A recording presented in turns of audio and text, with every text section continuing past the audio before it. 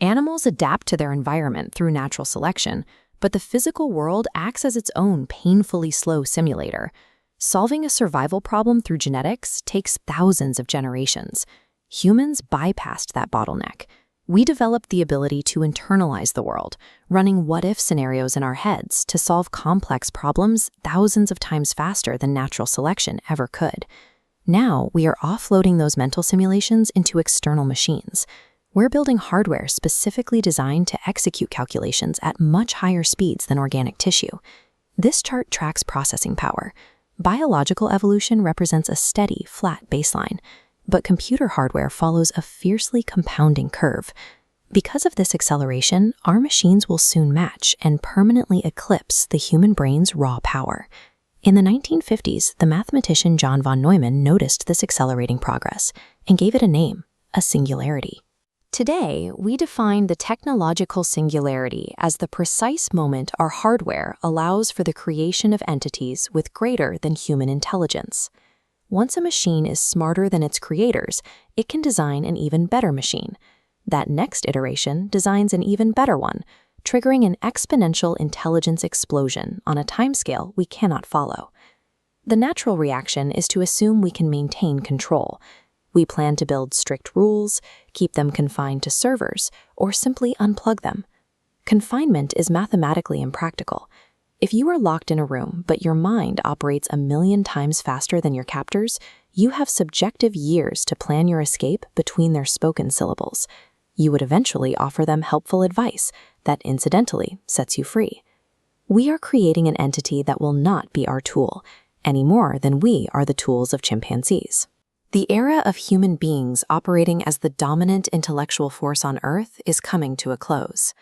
As we approach this threshold, we face two distinct paths to crossing the singularity. The path we talk about most is pure artificial intelligence. This is the attempt to build a completely separate, independent sapient mind from raw code and silicon, living inside isolated machines. We tend to imagine this AI as a human equivalent running at a faster clock speed. But true superintelligence, what computer scientist Vernor Vinge calls strong superhumanity, is different.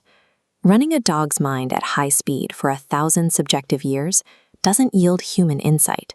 It just yields a fast dog.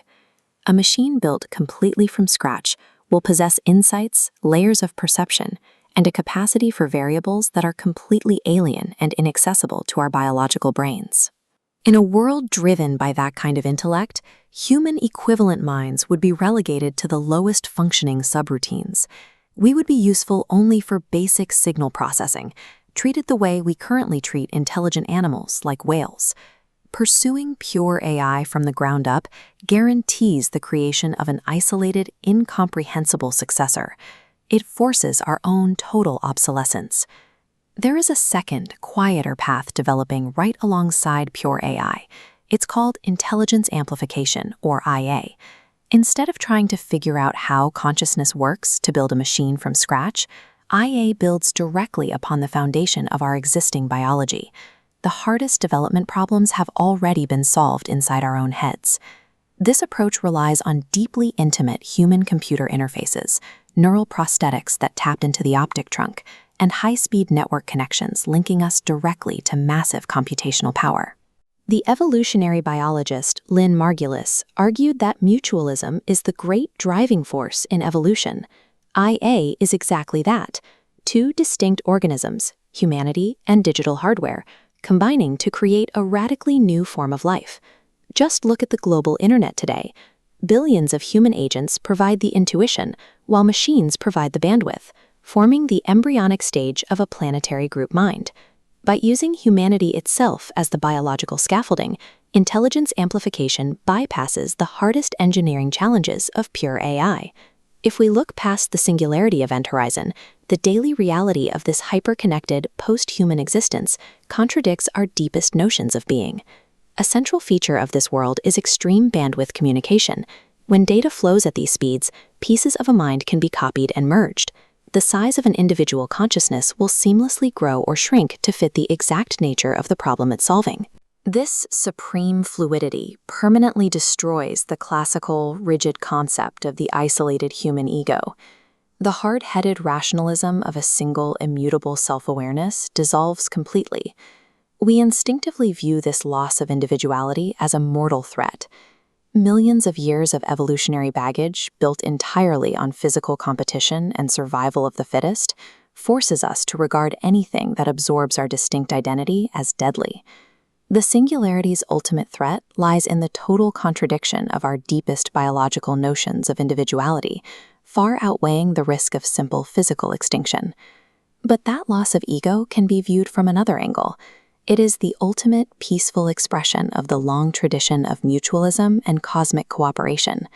Our classical framework of good and evil is based on isolated minds connected by tenuous, low-bandwidth links. The post-singularity world is simply too vast to be judged by those old rules. As the physicist Freeman Dyson noted, God is what mind becomes when it has passed beyond the scale of our comprehension. The avalanche of technological progress has already been triggered. The economic and military incentives are too compelling. It cannot be stopped, and it will not be confined by any laws we attempt to pass. But we are the initiators. By focusing our efforts on intelligence amplification, weaving our minds into the networks rather than building isolated AI from scratch, humanity has a rare opportunity. We can participate in our own transcendence, ensuring that the memory of who we were survives into the post-human era.